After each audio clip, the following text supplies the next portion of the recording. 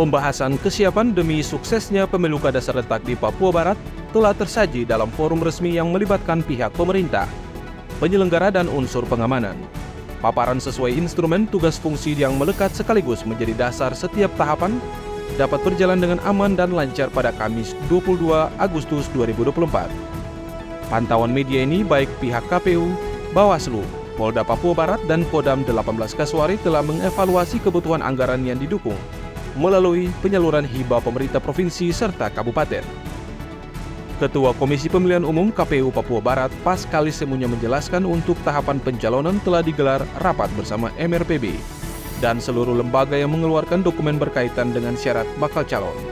Selain itu, Papua Barat merupakan salah satu daerah telah selangkah lebih cepat yang memiliki regulasi tentang pencalonan.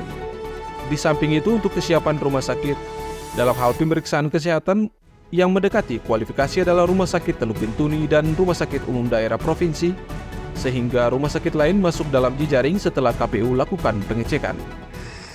Inilah pergerakan data kita dari pemilu 345.000, kemudian data pemilih dia sedikit besar karena memang masih nasional. Setelah mengerucut pilkada hanya orang di Papua Barat dan di Kabupaten 381 sampai DPS kemarin kita bertemu di 375 dan 78. Turun naik sudah tidak signifikan. Nanti kita lihat proses berikutnya karena hampir 100% sudah terkoneksi ya, Pak Dir dari tidak ada lagi double di Papua Barat.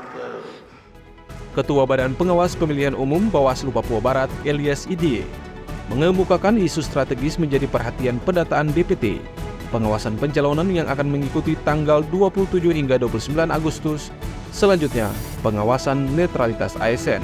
Persiapan pendaftaran pencalonan melalui partai politik tentunya merujuk pada pasal 40 ayat 1 maupun putusan MK terbaru yang mana terdapat dua kemungkinan menunggu kebijakan untuk diikuti.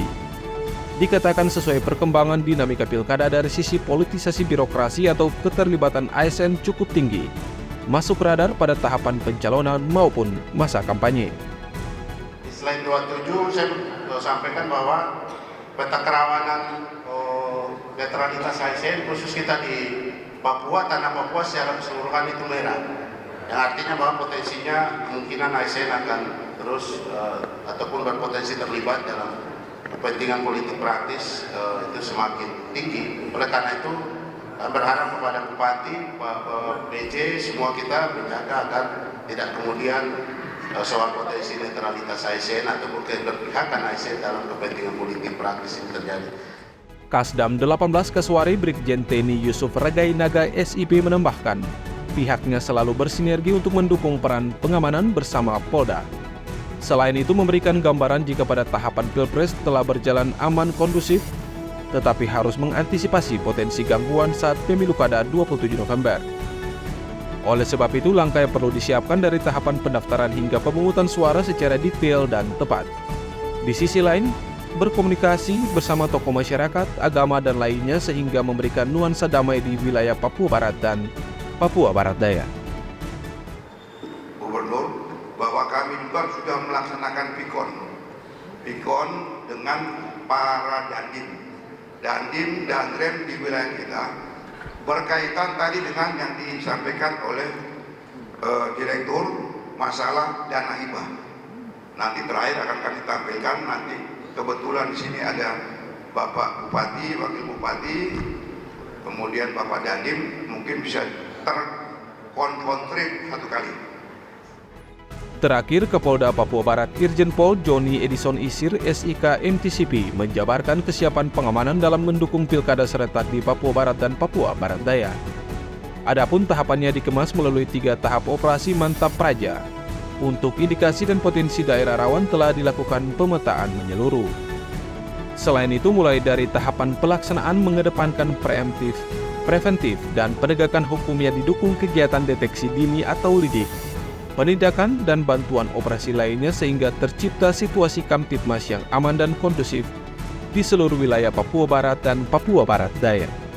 Baik, saya pikir ini tadi para Kapolres sudah menyatakan siap. Saya selaku penanggung jawab di Polda Papua Barat yang melingkupi juga Provinsi Papua Barat, kita siap untuk melaksanakan pengamanan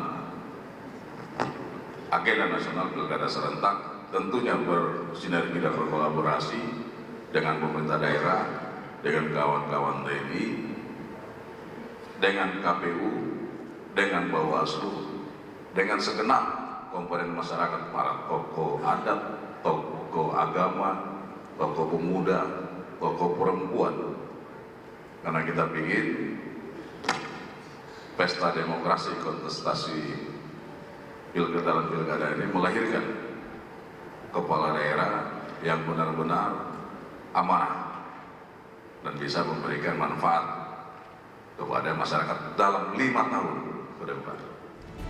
Para kepala daerah maupun perwakilan juga diberikan kesempatan untuk mengembangkan pendapat masing-masing berkaitan dengan topik. Usai rapat, semua pihak menggoreskan tinta membubuhkan tanda tangan sebagai bentuk deklarasi damai pemilu kada serentak di Papua Barat. Dari Manokwari, Media Diskominfo Papua Barat melaporkan.